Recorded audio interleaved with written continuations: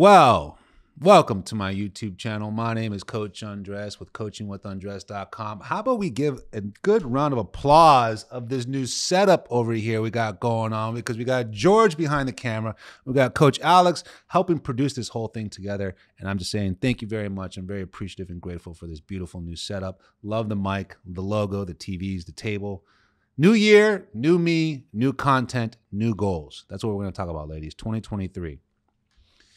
This topic is very popular because it's this two-part topic, which I already shot the first video earlier, so go check it out. It is red flags in women. Red flags in women, part 2. And obviously it goes both ways, of course, like I mentioned before. Red flags in women, red flags in men, red flags in dating. Red flags.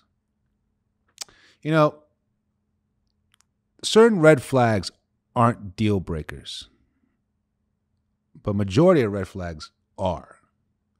And that's where you want to realize, what am I compromising with my standards, my values, my morals with certain red flags?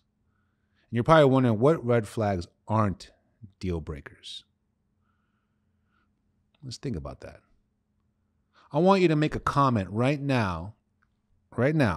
What red flags do you think from your experience or your dating situation that aren't deal breakers? Here's a common one I've heard. He smokes cigarettes. She doesn't like it. He understands not to do it around her. He has a great cover-up system with cologne and mouthwash and not a stinky cigarette. He doesn't do it around food, does it on his own. Cool. But it's a red flag because it's more about the concern of his health. Is he smoking 2 packs a day? No. Maybe 5, 10 cigarettes. Who knows? I never really got into the smoking thing. But I understand the red flag of it's a concern for their health.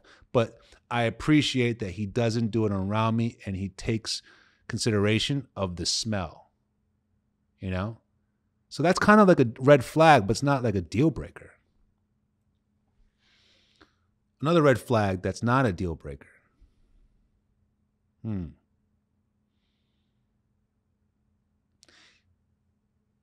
He doesn't know what he wants to do with his life, but he's a hard worker. He's lacking that ambition to pursue his passion, but he's a great worker.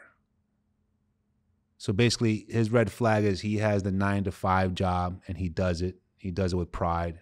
He's actually really good at it, but he lacks that ambition, that passion, that fire to pursue something of his own. If it's a hobby, if it's a small business, if it's a social media page, whatever it is, you feel like he's kind of like just not losing himself, but just doing the same old thing, where it's a red flag because you want him to find that passion. You want him to find that excitement, that enthusiasm in life, even though he works 9 to 5. He's not in love with it. He likes that he's good at it, but doesn't love his job. That's a red flag. If someone doesn't love their job, but they're good at it, but they continue working. It's a deal breaker if it's a red flag. I don't love my job and I'm not going to work at it and I'm going to do nothing, and you're going to accept that. Red flag, I'm out of there. But a normal red flag that's not a deal breaker is, I don't love what I do, but I do it. And I just don't know what I want to do. I don't know my passion. I never really pursued a hobby. Okay, that's reasonable. That's a deal. That's not a deal breaker because that's something a lot of people go through. But the openness to share that, that's a beautiful thing, because you're sharing that and you're compromising how to find a solution, almost like cigarettes. I know you don't like it, babe. I know you don't. I know. I'll go outside. I got cologne. I'll change my shirt or brush my teeth. Okay.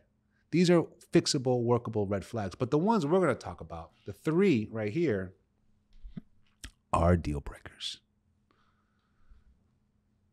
I don't want to compromise with them. I don't want to understand them. I don't want to fix them. It's not about how you smell. I can't. Sorry, these red flags. Number 1, lack of empathy.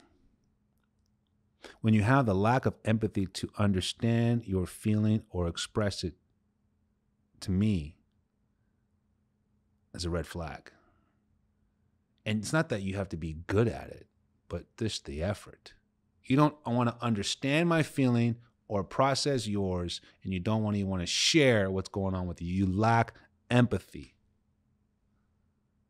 You're just like a closed book. You're basically a IKEA table with no instructions.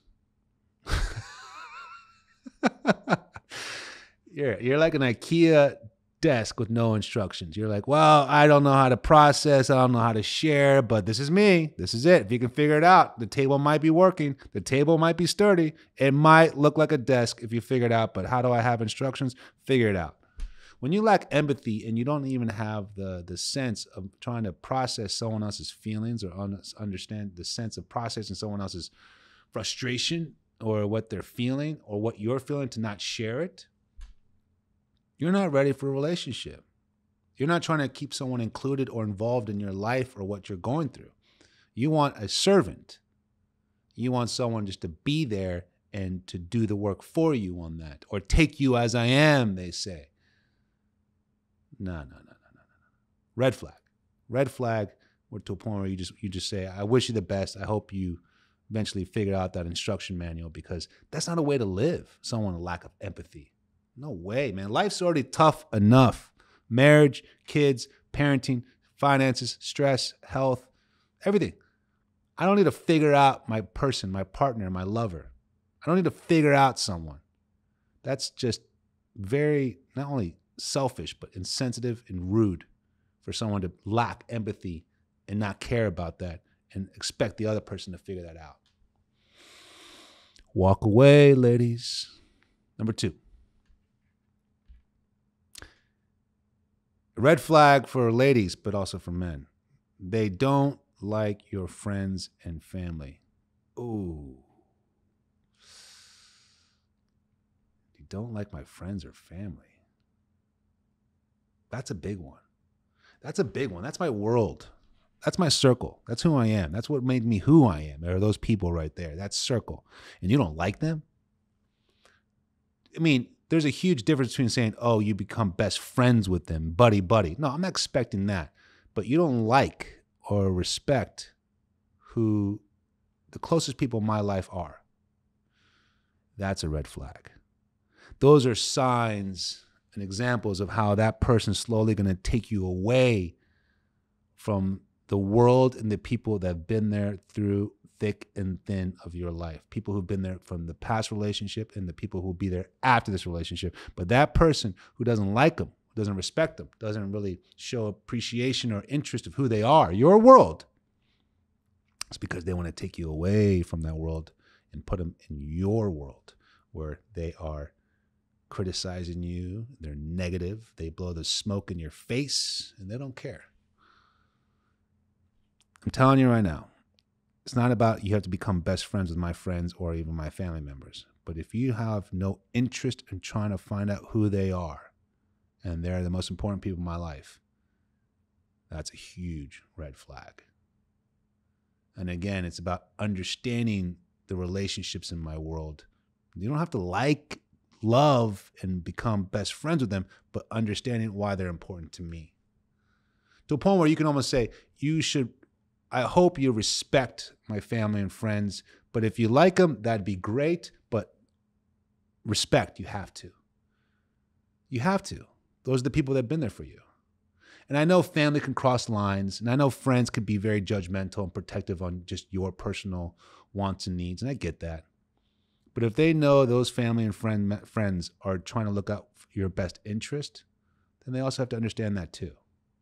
It's so funny because as a coach, I always hear from all the women I coach, Coach Andres, I love talking to you and being able to share what I'm telling you because I love my girlfriends. And I'm just waiting for that but. But they all just give me the same advice. But they all basically just keep on telling me the same thing. Or they all are just always on my side. They never give me like an open opinion or a third opinion of the situation. But now when I talk to you, not only are you a coach, you're also a man, and you help me understand the opposite sex. You help me understand what he's processing and what he's feeling. And, not only that, you understand that and you share that, but you also coach me on holding me accountable about what I'm saying and what I'm doing. So I'm not, to a point where I always say this, I am not always going to be on your team. I'm rooting for you. I'm coaching you. I want you to succeed. But if you're not putting yourself in a position to succeed, what does a coach do? Benches you. And I'm not going to bench you, but I'm going to say, you know what? We need to work on this. You need to work on this if you want to continue performing the way you want to, if you want to play the game the way you want to, if you want to find the right teammate the way you want to. So I hold you accountable on that.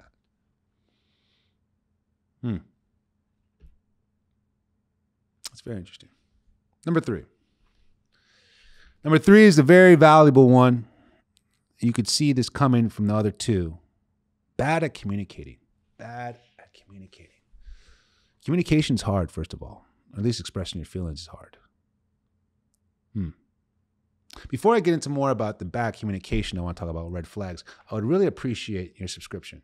Go ahead and hit that button, hit that bell so you're notified for future videos. And like I said before in other videos, I'm going to say it right now. Leave a comment and share me your story of what you think a red flag is, or what you think a deal breaker of a red flag is, or what do you think of a red flag that's not a deal breaker. Share your story. Make a comment about coaching session, and I will message you back and we'll give you a special discounted price because I want to hear more of your story. All right? Number three, bad communicator. Not everyone's good at communication. It's not easy. But you got to try, right? Progress, not perfection. You got to try. You want to share. You want the person to understand you. It's not about being right. It's not about being wrong. It's about being understood. So if someone is lacking empathy and someone doesn't like your friends and family, and then they're also bad at communicating certain things, they fuel situations. They trigger you. Get out of there, ladies. That's a red flag. You got to get out of there. And I know men aren't really good being vulnerable, showing sensitive feelings. We're not. You women are better at that. You guys are. You guys are more mature at that. But when you see a man who can acknowledge his flaws, his faults, apologize genuinely, sincerely, and acknowledge his wrongdoings and basically try to correct some misunderstanding and make level of clarity, being transparent, being open, but doesn't know exactly how to say it or what words to choose, but is trying. He's approaching that. He's pursuing that way of trying to find some level of communication for you to understand where his heart is, where his intentions are, what he meant. That's valuable, man. That's valuable. It's hard to find. Because most times men are afraid to share those things unless they know how they're doing it is correct or they're saying the right things. But when you women bring us a level of support, empathy, you give a man confidence and actual courage to share and communicate better and more open. It's interesting how that red flag can be a green flag, just like that. It's very interesting. That being said, I just want to say thank you very much for watching this video. My name is Coach Andres with coachingwithandres.com. Leave a comment about red flags, and we are going to talk for a special discounted price of a session of your choice. All right? Happy New Year's. Great to see you. See you soon.